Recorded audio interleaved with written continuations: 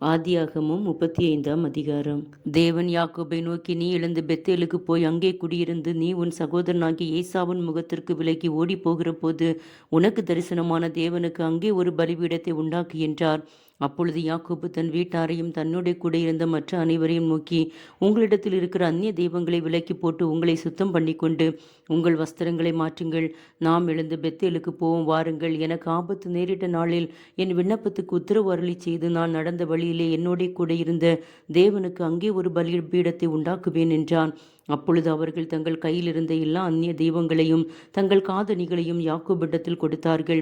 யாக்கோபு அவைகளை சீகேமூர் அருகே இருந்த ஒரு கர்வாலி மரத்தின் கீழே புதைத்து போட்டான். பின்பு பிரயாணம் புறப்பட்டார்கள். அவர்களை சுற்றிலும் இருந்த பட்டணத்தாருக்கு தேவனாலே பயங்கரம் உண்டானதினால் அவர்கள் யாக்கோபின் குமாரரை பின்தொடராதிருந்தார்கள்.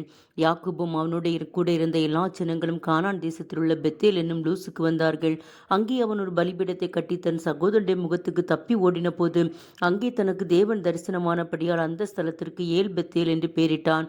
ரெபேக்காலின் தாதியாகிய தெபோரால் மரித்து பெத்தேலுக்கு சமீபமாயிருந்த ஒரு கர்வாலி மரத்தின் கீழ் அடக்கம் பண்ணப்பட்டால் அதற்கு அல்லோன் பாகுத் என்னும் பெயர் உண்டாயிற்று.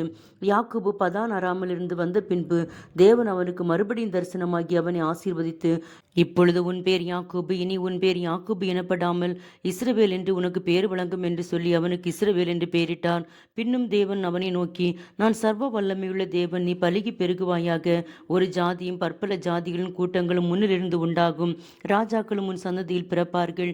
நான் ஆபிரகாமுக்கும் ஈசாக்கும் கொடுத்த தேசத்தை உனக்கு கொடுப்பேன், உனக்கு பின் உன் சந்ததிக்கும் இந்த தேசத்தை கொடுப்பேன் என்று சொல்லி தேவன் அவனுடைய பேசின ஸ்தலத்திலிருந்து அவனை விட்டு எழுந்தருளி போனான். அப்பொழுது யாக்கோபு தன்னுடைய அவர் பேசின ஸ்தலத்திலே ஒரு கற்றூனை நிறுத்தி அதன் மேலே பானபலியை ஊற்றி எண்ணெயையும் வார்த்தான். தேவன் தன்னோட பேசின அந்த ஸ்தலத்திற்கு யாக்கோபு பெத்தேல் என்று பெயரிட்டான். பின்பு பெத்தேலை விட்டு பிரயாணம் புறப்பட்டார்கள். எப்ராத்தாவுக்கு வர இன்னும் கொஞ்சம் தூரம் இருக்கும் போது ராகேல் பிள்ளை பெற்றாள். பிரசவத்தில் அவளுக்கு கடும் வேதனை உண்டாயிற்று.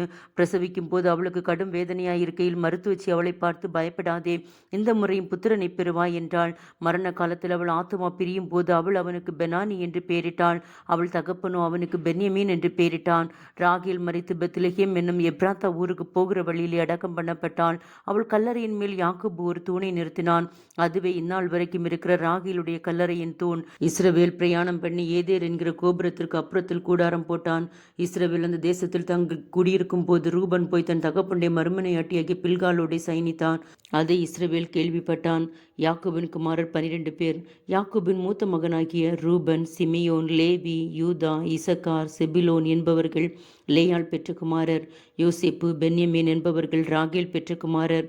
தான், நப்தலி என்பவர்கள் ராகேலுடைய பணிவிடைக்காரி ஆகிய பில்காள் பெற்ற குமாரர். காத், ஆசீர் என்பவர்கள் லேயாளின் பணிவிடைக்காரியாகிய சில்பாள் பெற்ற குமாரர். இவர்களே யாக்கோபுக்கு பதான் அராமிலே பிறந்த குமாரர். பின்பு யாக்கோபு அர்பாவின் ஊராகிய மம்ரேக்கு தன் தகப்பனாகிய ஈசாக் கிட்டத்தில் வந்தான். அது ஆபிரகாமும் ஈசாக்கும் தங்கியிருந்த எப்ரோன் என்னும் ஊர். ஈசாக்கு விருதாப்பிரியமும் பூர்ண ஆயுசும் உள்ளவனாகி 180 வருஷம் ஜீவித்திருந்து பிராணன் போய் மரித்து தன் ஜனத்தாருடைய சேர்க்கப்பட்டான். அவன் குமாரராகிய ஏசாவும் யாக்கோபும் அவனை அடக்கம் பண்ணினார்கள்.